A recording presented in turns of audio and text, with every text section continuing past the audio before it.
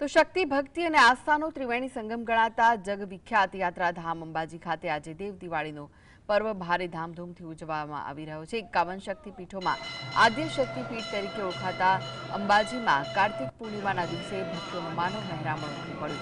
વહેલી સવારે 4 વાગ્યે યોજાયેલી મંગળા આરતીમાં જોડાવા માટે ભક્તો લાંબી કતારોમાં ઉભેલા જોવા મળ્યા। ભક્તોની લાઇન મંદિરના ચાચર ચોકથી છેક શક્તિ દ્વાર સુધી જોવા મળી। 35 વર્ષથી સતત સંઘ લઈને આવતા ભક્તો પણ માતાજીના દર્શન કરવા આવ્યા હતા। ભક્તોએ સંઘ સાથે ધજા લાવી માતાજીના દર્શન કર્યા અને મંદિરના ચાચર ચોકમાં ગરબે ઘૂમીને દેવ દિવાળીના પાવન પર્વની ઉજવણી કરી હતી। અંબાજી ધામની અંદર દેવ દિવાળી નિમિત્તે પૂર્ણિમાનો ઉત્સવ મનાવવા માટે સવારે 6 વાગે માતાજીની આરતી કરવામાં આવી હતી। ભારે ભક્તોની ભીડ હતી। માતાજીના આશીર્વાદ લેવા માટે દરેક શ્રદ્ધાળુઓ ઉત્સુકતા લઈ અને આશીર્વાદ લેવા પધાર્યા હતા।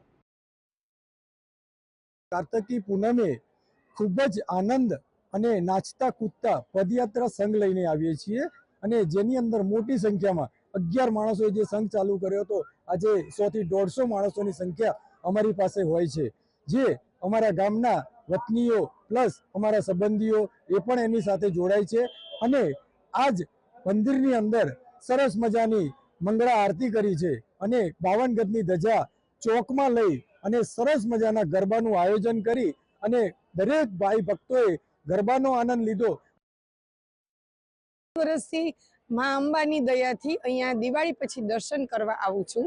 આજે અમે મંગળા આરતીના દર્શન કરવા આવ્યા। હું દર વર્ષે 2 દિવસ 3 દિવસ રોકાઉં ત્યારે અમે અહીંયા મંગળા આરતી કરવા આવીએ જ છીએ। લોકો 4 વાગ્યાના લાઈનમાં ઊભા રહી જાય છે અને ખૂબ એટલે ખૂબ જ ભીડ હોય છે, પણ માની કૃપાથી અમે આગળ જ ઊભા રહીને આરતી કરીએ છીએ। અલૌકિક આનંદની અનુભૂતિ થાય છે।